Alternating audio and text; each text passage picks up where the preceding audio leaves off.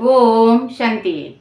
आज बाबांकर 31 मार्च 2026 प्रातः मुरली बाबा कहउछंती मीठे बच्चे जदि उच्च पद पाइबार अछि तेबे सच्चा बाबांक सहित सर्वदा सच्चा होई रुह।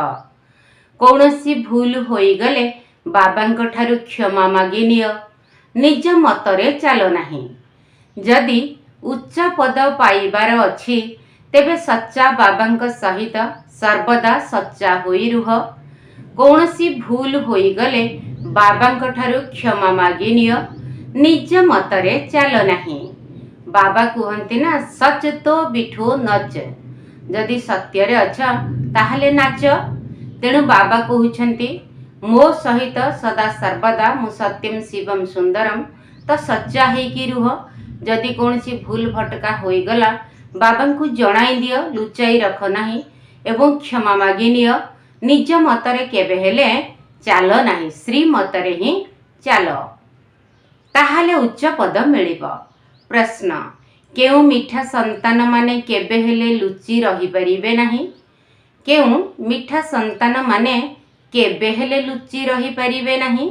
उत्तर, जेउ मानकर ईश्वरीय परिवार प्रति स्नेह अछि, जेउ मानकु राति दिन सेवा करिबार ही चिंता लगी रहिछि, जेउ माने एही भली सेवाधारी, आज्ञाकारी एवं विश्वस्त अटंती, केबे हेले मन मतरे चालंती नाही, बाबांक सहित सच्चा एवं स्वच्छ हृदयर संबंध रखिछंती, सेमाने केबे हेले लुचि रही परिबे नाही। गीत, तुम्ही हो माता पिता तुम्ही हो। ओम शांति। एही गीतरे ग्यारंटी कहार थिला? माता पितांक सहित पिला मानकर ग्यारंटी रहिछि जे बाबा आमर तो केवल आपण, आपणक व्यतीत आमर अन्य केही नाही। एहा केते उच्च लक्ष्य। एही भली श्रेष्ठ पितांकर श्रीमतरे जदि केही चालंती तेबे ग्यारंटी अछि सी निश्चित उच्च पद पाइबे। किंतु देखिबाकू गले बुद्धि कहुछि एहा बहुत उच्च लक्ष्य, जहाँकि कोटिकरे केही एवं केहींक भितरे मध्य केही जणे जणे माळार दाना होई थांती। पिला माने माता पिता मध्य कहुछंती, किंतु माया एते शक्तिशाली जे बहुत मुश्किल रे केही केही ग्यारंटी उपरे चाली पारंती। तेबे समस्ते निजको पचारि परिबे जे प्रकृतरे मु माता पितांकर होईछि। बाबा कहउछंती बहुत अल्प अछंती, सेथिपाई तो देख माला केते कम आत्मांकर हेउछि। केते कोटी आत्मा मानक मध्यरु केवल 8 जनकर वैजयंती माला तियारी हेउछि। केही केही कहउछंती गोटिए कथा, करूछंती आउ गोटिए कथा। सेथिपाई बाबा मध्य कहउछंती देख एहा केते आश्चर्य कथा। बाबा केते स्नेहरे बुझाउछंती, किंतु सुपुत्र बहुत कम बाहारुछंती। पिला मानक भितरे एते शक्ति नहीं जहाँकि श्रीमत अनुसारे चाली परिबे। तेबे निश्चित रावणर मतरे चालुछंती, सेथिपाई एते उच्च पद पाई पारु नाहंती। तेणु केही क्वचित ही माळार दाना होई थांती एवं सेही मिठा संतान माने लुचि रही परिबे नाही। सेमाने सर्वदा बाबांकर हृदय रे रही थांती।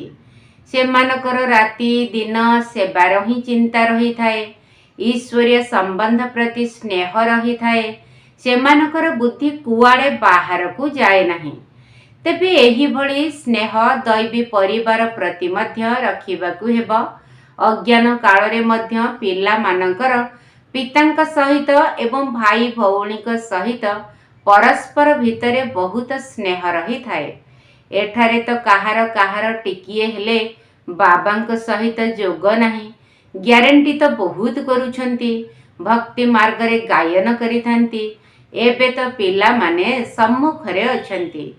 तुमे माने विचार कर, भक्ति मार्ग रे जेउ माने एते गायन करूछंती से माने केते स्नेहरे मने मध्य पकाउछंती, किंतु एठारे तो मने ही पकाउ नाहंती। बाबांकर हेबा परे ମାୟା ଶତ୍ରୁ ହୋଇଯାଉଛି। ଯେତେବେଳେ ବୁଦ୍ଧି ବାହାରକୁ ଚାଲି ଯାଉଛି ସେତେବେଳେ ମାୟା ଭଲ ଭାବରେ ତଳକୁ ଖସାଇ ଦେଉଛି। ସେମାନେ ନିଜେ ହିଁ ବୁଝିପାରୁନାହାନ୍ତି ଯେ ଆମେ ଯାହା କିଛି କରୁଛୁ ତାହା ତଳକୁ ଖସିବା ପାଇଁ ହିଁ କରୁଛୁ।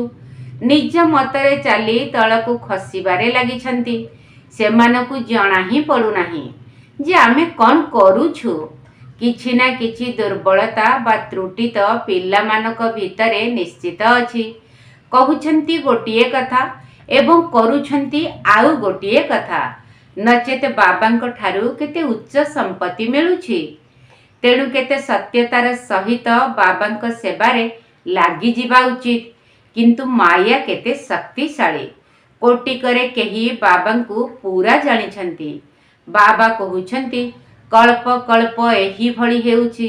ସମ୍ପୂର୍ଣ୍ଣ ବିଶ୍ୱସ୍ତ ଏବଂ ଆଜ୍ଞାକାରୀ ନ ହେବା କାରଣରୁ ସେହି ବିଚରାମାନଙ୍କର ପଦ ଏହିଭଳି ହୋଇଯାଉଛି। କହୁଛନ୍ତି ମଧ୍ୟ ବାବା ଆମେ ରାଜଯୋଗ ଶିଖି ନରରୁ ନାରାୟଣ, ନାରୀରୁ ଲକ୍ଷ୍ମୀ ହେବୁ, ରାମ ସୀତା ହେବୁ ନାହିଁ। ହାତ ମଧ୍ୟ ଉଠାଉଛନ୍ତି। କିନ୍ତୁ ଚାଲିଚଳଣ ବି ତ ସେହିଭଳି ହେବା ଦରକାର ନା। ବେହଦ୍ର ବାବା ସମ୍ପତ୍ତି ଦେବା ପାଇଁ ଆସିଛନ୍ତି। ତେଣୁ ତାଙ୍କ ଶ୍ରୀମତରେ କେତେ ଚାଲିବା ଦରକାର। ଏମିତି ତ ବହୁତ ଅଛନ୍ତି ଯେଉଁମାନେ ଯେପରିକି ରାଣ ଖାଇଛନ୍ତି ଯେ ଆମେ ଶ୍ରୀମତରେ ଚାଲିବୁ ନାହିଁ। ସେମାନେ ମଧ୍ୟ ଲୁଚି ରହିପାରିବେ ନାହିଁ। ଯଦି କାହା ଭାଗ୍ୟରେ ନାହିଁ ତେବେ ପ୍ରଥମେ ଦେହ ଅଭିମାନର ଚାପୁଡ଼ା ଲାଗୁଛି, ପୁଣି କାମ ବିକାରର। ଯଦି କାମ ବିକାର ନାହିଁ ତେବେ କ୍ରୋଧ, ଲୋଭ ଅଛି। ଶତ୍ରୁ ତ ସମସ୍ତେ। ମୋହ ମଧ୍ୟ ଏଭଳି ଜିନିଷ ଯାହାକି ସତ୍ୟାନାଶ କରିଦେଉଛି। ଲୋଭ ମଧ୍ୟ କମ୍ ନୁହେଁ। ଏମାନେ ତୁମର ବହୁତ ବଡ଼ ଶତ୍ରୁ ଅଟନ୍ତି। ପାଇ ପଇସାର ଜିନିଷକୁ ମଧ୍ୟ ଚୋରି କରିନେବେ। ତେବେ ଏହା ମଧ୍ୟ ଲୋଭ ଅଟେ ନା। କାହାର ଚୋରି କରିବାର ବହୁତ ଖରାପ ଅଭ୍ୟାସ ରହିଛି। ଭିତରେ ଭିତରେ ମନ ଖାଇବା ଉଚିତ ଯେ ମୁଁ ପାପ କରୁଛି, ତେଣୁ କିପଦ ପାଇବି। ଶିବ ବାବାଙ୍କର ଯଜ୍ଞକୁ ଆସି ବାବାଙ୍କ ପାଖରେ ମୁଁ ଏଭଳି କାମ କିପରି କରିପାରିବି। ମାୟା ବହୁତ ଓଲଟା କାମ କରାଇ ଦେଉଛି। ସେମାନଙ୍କୁ କେତେ ବି ବୁଝାଅ ତଥାପି ଅଭ୍ୟାସ ଛାଡ଼ୁନାହିଁ। କେହି ତ ନାମ ରୂପରେ ଆକର୍ଷିତ ହୋଇଯାଉଛନ୍ତି। ଦେହ ଅଭିମାନ କାରଣରୁ ଜଣେ ଅନ୍ୟ ଜଣଙ୍କର ନାମ ରୂପରେ ବାନ୍ଧି ହୋଇଯାଉଛନ୍ତି। ପ୍ରତ୍ୟେକ ସେଣ୍ଟରର ସମାଚାର ବାବା ଜାଣୁଛନ୍ତି। ବାବା ମଧ୍ୟ କ'ଣ କରିବେ? ବୁଝାଇବାକୁ ତ ପଡ଼ିବ ନା। ବହୁତ ଗୁଡ଼ିଏ ସେବା କେନ୍ଦ୍ର ରହିଛି। ତେଣୁ ବାବାଙ୍କ ପାଖକୁ କେତେ ସମାଚାର ମଧ୍ୟ ଆସୁଛି। ଚିନ୍ତା ତ ରହୁଛି ନା। ପୁଣି ବୁଝାଇବାକୁ ମଧ୍ୟ ପଡ଼ୁଛି। ମାୟା କମ୍ ନୁହେଁ। ପିଲାମାନଙ୍କୁ ବହୁତ ହଇରାଣ କରୁଛି। ଭଲ ଭଲ ପିଲାମାନଙ୍କୁ କୁହାଯାଉଛି ବଡ଼ ହେବା ଅର୍ଥ ବଡ଼ ଦୁଃଖ ପାଇବା। ଏଠାରେ ତ ଦୁଃଖର କୌଣସି କଥା ନାହିଁ। ଆମେ ଜାଣିଛୁ କଳ୍ପ ପୂର୍ବରୁ ମଧ୍ୟ ଏହିଭଳି ହୋଇଥିଲା। ଈଶ୍ୱରଙ୍କର ହେଲା ପରେ ମଧ୍ୟ ମାୟାର ହୋଇଯାଉଛନ୍ତି। କିଛି ନା କିଛି ବିକର୍ମ କରିଦେଉଛନ୍ତି। ସେଥିପାଇଁ ବାବା କହୁଛନ୍ତି ପ୍ରତିଜ୍ଞା ତ ବହୁତ ବଡ଼ ବଡ଼ କରୁଛନ୍ତି। ବାବା ମୁଁ ଆପଣଙ୍କ ଶ୍ରୀମତରେ ନିଶ୍ଚିତ ଚାଲିବି, କିନ୍ତୁ ଚାଲୁନାହାନ୍ତି। ସେଥିପାଇଁ ଦେଖ ମାଳା କେତେ ଛୋଟ ହେଉଛି। ବାକି ତ ସମସ୍ତେ ପ୍ରଜା ହେବେ। ଏହା କେତେ ବଡ଼ ଲକ୍ଷ୍ୟ। ଏଥିରେ ହୃଦୟର ସ୍ୱଚ୍ଛତା ବହୁତ ଦରକାର। କଥାରେ ମଧ୍ୟ ଅଛି ସଚ୍ ତ ବିଠୋ ନଚ୍, ଅର୍ଥାତ୍ ସତରେ ଥିଲେ ବସି ବସି ନାଚ, ଖୁସିରେ ରୁହ। ଯଦି ବାବାଙ୍କ ସାଥିରେ ସତ୍ୟତା ପୂର୍ବକ ଚାଲୁଥିବ ତେବେ ସତ୍ୟ ଯୁଗରେ ଶ୍ରୀକୃଷ୍ଣଙ୍କ ସାଥିରେ ନୃତ୍ୟ କରିବ। ସତ୍ୟ ଯୁଗରେ ଶ୍ରୀକୃଷ୍ଣଙ୍କର ନୃତ୍ୟ ତ ବିଖ୍ୟାତ ଅଟେ। ରାସଲୀଳା ତ ରାଧାକୃଷ୍ଣଙ୍କର ହିଁ ଦେଖାଉଛନ୍ତି। ରାମଲୀଳା ପରେ ଦେଖାଉଛନ୍ତି। କିନ୍ତୁ ନମ୍ବର 1ରେ ରାଧାକୃଷ୍ଣଙ୍କର ରାସ ହିଁ ଦେଖାଉଛନ୍ତି। କାରଣ ବର୍ତ୍ତମାନ ସମୟରେ ସେମାନେ ବାବାଙ୍କ ସାଥିରେ ବହୁତ ସଚ୍ଚା ହୋଇ ରହୁଛନ୍ତି। ତେଣୁ କେତେ ଉଚ୍ଚ ପଦ ପାଉଛନ୍ତି। ହାତ ତ ବହୁତ ଉଠାଉଛନ୍ତି। किंतु माया केते प्रबल। जदि प्रतिज्ञा करूछ तेबे ता उपरे चालिबाकू हेबो। मायार भूत मानकू घौड़ाइबाकू हेबो। देह अभिमान पछे पछे सबु भूत गुड़िक आसी जाउछंती। बाबा कहउछंती देही अभिमानी हुई बाबांकू स्मरण कर। सकाळु सकाळु उठी बाबांक सहित कथावार्ता हुआ, बाबांकर महिमा कर। भक्ति मार्ग रे जदिओ भगवान को स्मरण करुछंती किंतु महिमा तो कहार भी नहीं। जदि श्रीकृष्ण को स्मरण करिवे तेबे महिमा कौन करिवे? लहुणी चोरी कले, अमुक को हैरान कले, अकासुर बकासुर को मारिले, अमुक अमुक कले, बस आउ कौन कहिबे? ए सब हेला मिछ कथा। एथिरे सत्यता तिले मात्र नहीं। तेबे रास्ता कौन बताइबे? मुक्ति काहाकू कुहा जाए ताहा भी जानी नाहंती। एही समय रे सारा विश्व उपरे रावणर राज्य चलीछि। तेणु एठारे समस्ते पतित, किंतु मनुष्य माने भ्रष्टाचारीर अर्थ को मध्य जानी नाहंती। ए कथा मध्य जानी नाहंती जे सत्य जुगरे निर्विकारी देवता माने थिले। गायन मध्य करुछंती, सर्वगुण संपन्न, सोहळ कला संपूर्ण, किंतु पुणी भी कहउछंती सेठारे रावण, कंस, जरासंध आदि थिले। जदि कुहा जाउछि पवित्र हुआ तेबे कहउछंती देवता मानकर तो पिला छुआ थिले ना। अरे तुमे तो गायन करुछ सर्वगुण संपन्न, संपूर्ण, निर्विकारी, पुणी सेठारे विकारर कथा किपरि होई परिबो? तेणु तुमे मध्य निर्विकारी हुआ। से माने कहउछंती सृष्टि पुणी बढ़िबो किपरि? संतान किपरि जन्म हेबे? मंदिर को जाई महिमा गान करुछंती, पुणी घर को आसीबा परे सेही महिमा को भूली जाउछंती। परीक्षा करी देख, घरे जाई बुझाओ तेबे भी मानिबे नहीं। मंदिरर कथा मंदिर रे ही रहिला। जदि पवित्र रहिबा पई कहिबो तेबे कहिबे बा विकार बिना दुनिया किपरि चलिबो। सेमानकु जणा ही नहीं जे निर्विकारी दुनिया किपरि चली थाए। पिला माने तो गीत मध्य सुनिले, प्रतिज्ञा मध्य करुछंती तुम मतरे चालिबु, कारण श्रीमतरे चालिबारे ही कल्याण अछि। बाबा तो कही चलीछंती जे श्रीमत रे चल, नहेले शेषरे मृत्यु आसी जीव। पुणी धर्मराज पुरी रे अदालत रे सबु कहिबाकू पड़िबो। तुमे एही पाप कर्म करिछ। निज मतरे रहिबा द्वारा कल्प कल्पर दाग लागी जीव। एमिति नुहे जे थरे फेल होई गले पुणी द्वितीय तृतीय वर्ष रे पढ़ी देबा ना। एबे जदि फेल हेला तेबे कल्प कल्प फेल होई चलिबो। सेथिपाई पुरुषार्थ बहुत करिबाकू पड़िबो। प्रति पादरे श्रीमतरे चालिबाकू हेबो। निज भितरे किछि भी विकारर आवर्जना जेपरि न रहु, हृदय को संपूर्ण शुद्ध करिबाकू हेबो। नारद को मध्य कहिथिले ना, निजर मुह को दर्पण रे तो देख। तेबे सी देखिले, अरे मु तो मांकड़ भली देखा जाउछि। एहा तो एक दृष्टांत। तेबे निजकू पचारिबाकू हेबो जे मु केते श्रीमतरे चालुछि। बुद्धि जोग बाहरे केउंठी घुरु नाही तो, देह अभिमान रे रहु नाही तो। जेउ माने देही अभिमानी होई रहिबे से माने सेवारे मध्य तत्पर रहिबे। तेबे सबु किछि जोग उपरे निर्भर करुछि। भारत रे जोग विख्यात अटे। ताहा तो निराकार बाबा ही निराकार पिला मानकू बुझाउछंती। एहाकू कुहा जाए सहज राजयोग। लेखा मध्य होईछि, निराकार परमात्मा ही राजयोग शिखाइछंती। केवल श्रीकृष्णकर नाम लेखि देइछंती। तुमे जानिछ आमकू एही भली लक्ष्मी नारायण हेबाकू पड़िबो, पुण्य आत्मा हेबाकू पड़िबो। पापर कौनसी कथा नहीं। बाबांकर स्मृति रे रही तांकर सेवारे लागी जिबाकू हेबो। एते उच्च पद पाइबाकू हेले किछि मेहनत तो करिबाकू हेबो ना। सन्यासी माने तो कहउछंती गृहस्थ व्यवहार रे रही कमल पुष्प समान रहिबा ए कथा संभव नुहे। संपूर्ण हेबारे बहुत फेल होई जाउछंती कारण जोगयुक्त होई रही पारु नाहंती। एबे प्राचीन जोग बाबा शिखाउछंती। बाबा कहुछंती मु निजे आसी जोग शिखाउछि, एबे मोते मने पकाओ, तुमको मो निकटकू आसीबाकू हेब। एहा हेउछि जोगर यात्रा, ताहा तुमर मिठा शांति धाम घर अटे। एक कथा मध्य जानिछ जे आमे भारतवासी ही भारत रे जन्म नेबु एवं पूरा वर्षा पाइबु। तेणु बाबा बारंबार बुझाउछंती प्रतिज्ञा उपरे दृढ़ होई रुह। जदि भूल होई जाउछि तेबे बाबांक ठारू क्षमा मागी निय। देख एही संतानटी क्षमा मागी नेबा पाई खास करी बाबांक पाखकू गोटिए दिन पाई आसीछि।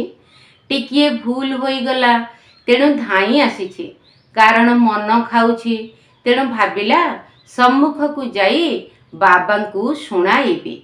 बाबांक प्रति केते सम्मान अछि। बहुत पिला अछंती जिए कि यांक ठारू मध्य अधिक विकर्म करि चलिछंती, जणा भी पड़ू नाही। मु तो कहुछि बाह मोर संतान बहुत भल, टिकिए भूल पाई क्षमा मागी नेबा पाई आसीछि। बाबा सदा बेले कुहंती जे भूल को शुणाई क्षमा मागी निय, नचेत सही पाप वृद्धि होई चलिब। शेषरे तुमे तळकू खसी जीव। मुख्य कथा हैला जोग, जहा द्वारा तुमे माने रक्षा पाई परिब। सेही जोगर बहुत अभाव रहुछि। ज्ञान तो बहुत सहज। एहा तो जेमिति गोटिए कहानी सदृश। आजि ठारू 5000 वर्ष पूर्वे कहार राज्य थिला, किपरि राजत्व करुथिले, केते समय राज्य करिले, पुणी राज्य करू करू किपरि विकारर बंधन रे बांधी हेले, तांको उपरे केही आक्रमण करी नाहंती। परे जेतेबेले वैश्यवंशी हेले सेतेबेले युद्ध आदि हेला। सेमानक ठारू तो रावण राज्य छड़ाई नेला। पुणी तुमे रावण उपरे विजय प्राप्त करी राज्य नेउछ। ए कथा मध्य काहा बुद्धि रे मुश्किल रे धारणा हेउछि। तुमको बाबांक सहित पूरा विश्वस्त एवं आज्ञाकारी होई रहिबा उचित। अज्ञान काल रे मध्य केही केही विश्वस्त एवं आज्ञाकारी थांती। केही केही चाकर माने मध्य बड़ विश्वस्त थांती। लक्ष लक्ष टंका पड़िथिले मध्य गोटिए टंका भी उठाइबे नाही। कहंती सेठ जी आपण चाबी छाड़ी चाली जाइथिले, मु जत्न रे रखिछि। एभଳି मध्य अछंती। बाबा तो बहुत भल भावरे बुझाई चलिछंती। विवेक कहुछि जे एही कारणरू मालार दाना होई पारु नाहंती। पुणी सेठाकू जाई दास दासी हेबे, भल भावरे पढ़ु नाहंती। तेणु निश्चित भावरे एही भଳି अवस्था हेउथिब। श्रीमतरे चालू नाहंती। बाबा बुझाउछंती तुमर लक्ष्य पूरा निर्भर करुछि जोग उपरे। माया एकदम नाकरू धरी नेउछि, जोग लगाइबाकू देउ नाही। जदि जोग थांता तेबे सेवा मध्य भल भावरे करुथांते। पापर डर थांता, जेपरी एही संतान तो बहुत भल। सत्यता एही भଳି रहिबा दरकार। भल भल पिलांक ठारू एहांकर पद भल अटे। आउ जिए भी सेवा करुछंती सेमाने केउठी ना केउठी आकर्षित होई रहिछंती। किछि भी शुणाउ नाहंती, कहिले मध्य छाड़ू नाहंती। गीतरे देख प्रतिज्ञा करुछंती किछि भी होई जाऊ, केबे भी एही भଳି भूल करिबी नाही। मूल कथा हैला देह अभिमानर। देह अभिमानरु ही सबु भूल होई थाए। पिला माने बहुत भूल करुछंती, सेथिपाई सतर्क करी दिया जाउछि। बाबांकर काम हैला बुझाइबा। न बुझाइले कहिबे आमकू कण केही बुझाइथिले। एहा उपरे गोटिए कहानी मध्य अछि।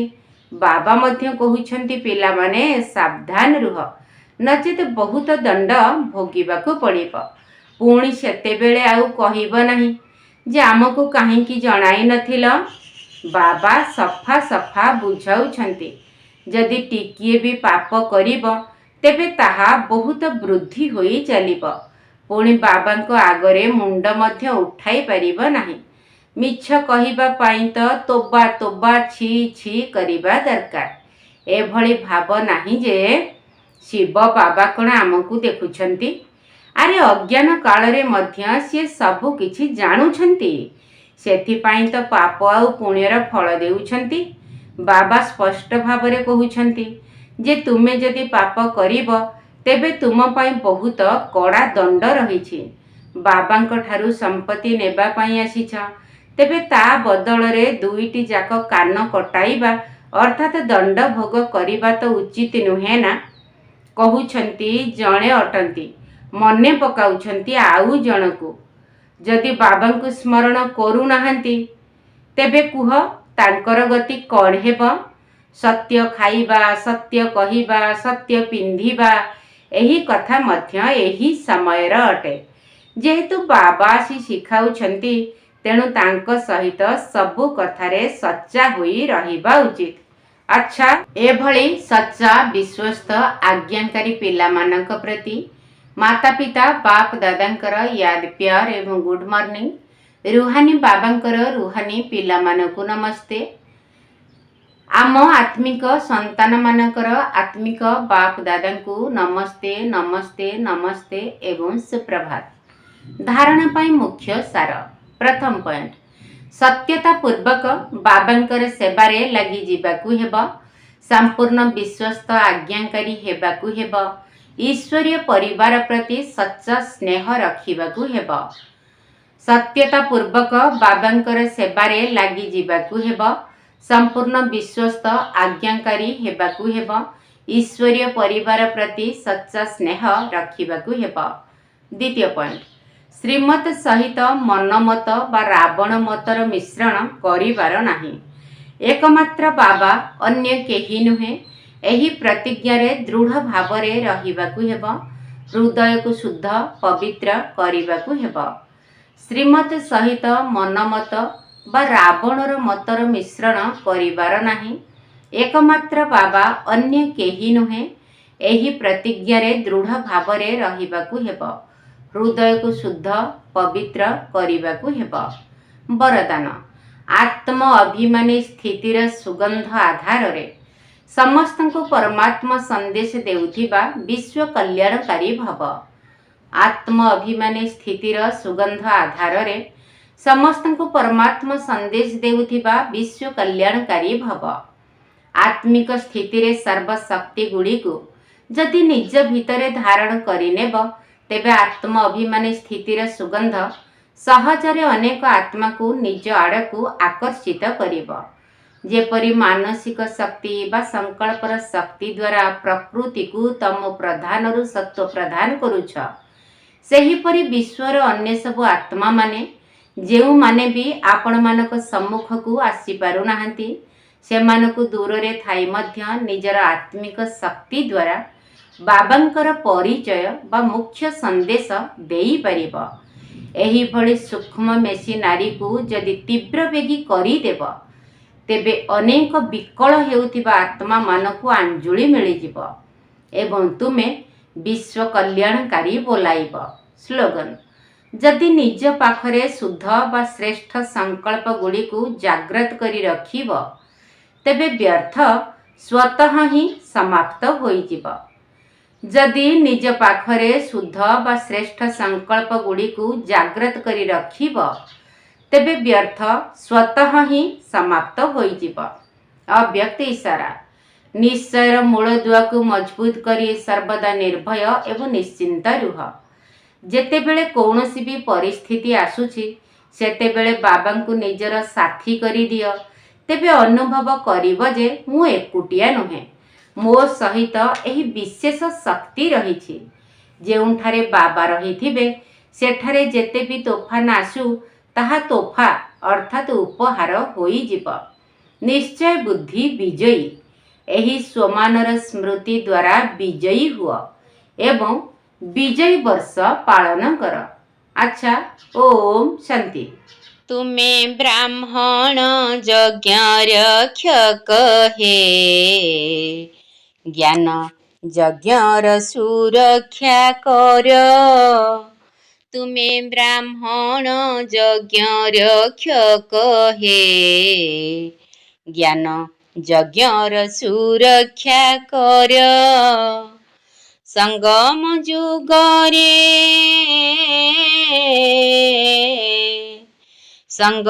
ଯୁଗରେ ରୁଦ୍ର ଜ୍ଞାନ ଯଜ୍ଞ, ସଙ୍ଗମ ଯୁଗରେ ରୁଦ୍ର ଜ୍ଞାନ ଯଜ୍ଞ ରଚିଛନ୍ତି ନିରାକାର ହେ, ଯଜ୍ଞ ରକ୍ଷା ତୁମେ କର। ତୁମେ ବ୍ରାହ୍ମଣ ଯଜ୍ଞ ରକ୍ଷକ ହେ, ଜ୍ଞାନ ଯଜ୍ଞର ସୁରକ୍ଷା କର। ଅବିନାଶୀ ରୁଦ୍ର ଗୀତା ଜ୍ଞାନ ଯଜ୍ଞ, ସୃଷ୍ଟି କର ନାହିଁ ଯଜ୍ଞ ପ୍ରତିବିଘ୍ନ। ଅବିନାଶୀ ରୁଦ୍ର ଗୀତା ଜ୍ଞାନ ଯଜ୍ଞ, ସୃଷ୍ଟି କର ନାହିଁ ଯଜ୍ଞ ପ୍ରତିବିଘ୍ନ। ଶୁଦ୍ଧ ରଖ ଯଜ୍ଞ, ଶୁଦ୍ଧ ରଖ ଯଜ୍ଞ ବାତାବରଣକୁ, ଶୁଦ୍ଧ ରଖ ଯଜ୍ଞ ବାତାବରଣକୁ, ବିଘ୍ନ ହୋଇଯିବ ଦୂର ହେ, ଯଜ୍ଞ ରକ୍ଷା ତୁମେ କର। ତୁମେ ବ୍ରାହ୍ମଣ ଯଜ୍ଞ ରକ୍ଷକ ହେ, ଜ୍ଞାନ ଯଜ୍ଞର ସୁରକ୍ଷା କର। ଯଜ୍ଞର ନିୟମ କରିଲେ ପାଳନ, ଯଜ୍ଞର ନିୟମ କରିଲେ ପାଳନ, କଉଡ଼ିରୁ ତୁମେ ହେବ ହୀରାସମ। ଯଜ୍ଞର ନିୟମ କରିଲେ ପାଳନ, କଉଡ଼ିରୁ ତୁମେ ହେବ ହୀରାସମ। ପୁରୁଣା ଦୁନିଆ, ପୁରୁଣା ଦୁନିଆ ପୁରୁଣା ଶରୀର, ପୁରୁଣା ଦୁନିଆ ପୁରୁଣା ଶରୀର, ସ୍ୱାହା ହେବ ଏ ଭିତର ହେ, ଯଜ୍ଞ ରକ୍ଷା ତୁମେ କର। ତୁମେ ବ୍ରାହ୍ମଣ ଯଜ୍ଞ ରକ୍ଷକ ହେ, ଜ୍ଞାନ ଯଜ୍ଞର ସୁରକ୍ଷା କର। ଯଜ୍ଞର କଉଡ଼ି ଅତି ମୂଲ୍ୟବାନ, ବ୍ୟର୍ଥରେ ଖରଚ ନ କର ସେ ଧନ। ଯଜ୍ଞର କଉଡ଼ି ଅତି ମୂଲ୍ୟବାନ, ବ୍ୟର୍ଥରେ ଖରଚ ନ କର ସେ ଧନ। ଲୁଚାଇ ରଖନା, ଲୁଚାଇ ରଖନା କିଛି ନିଜ ପାଇଁ, ଲୁଚାଇ ରଖନା କିଛି ନିଜ ପାଇଁ। ହୃଦୟକୁ ସଫା କର ହେ, ଯଜ୍ଞ ରକ୍ଷା ତୁମେ କର। ତୁମେ ବ୍ରାହ୍ମଣ ଯଜ୍ଞ ରକ୍ଷକ ହେ, ଜ୍ଞାନ ଯଜ୍ଞର ସୁରକ୍ଷା କର। ତିନି କାଳ ଦେଖି କରୁଥିବ କର୍ମ, ଯଜ୍ଞ ପ୍ରତି ରଖ ମନରୁ ସମ୍ମାନ। ତିନି କାଳ ଦେଖି କରୁଥିବ କର୍ମ, ଯଜ୍ଞ ପ୍ରତି ରଖ ମନରୁ ସମ୍ମାନ। ଏକ ପରମାତ୍ମା, ଏକ ପରମାତ୍ମା ତୁମର ସାହାରା, ଏକ ପରମାତ୍ମା ତୁମର ସାହାରା। କରିଦେବେ ବେଡ଼ା ପାର ହେ, ଯଜ୍ଞ ରକ୍ଷା ତୁମେ କର। ତୁମେ ବ୍ରାହ୍ମଣ ଯଜ୍ଞ ରକ୍ଷକ ହେ, ଜ୍ଞାନ ଯଜ୍ଞର ସୁରକ୍ଷା କର। ଜ୍ଞାନ ଯଜ୍ଞର ସୁରକ୍ଷା କର।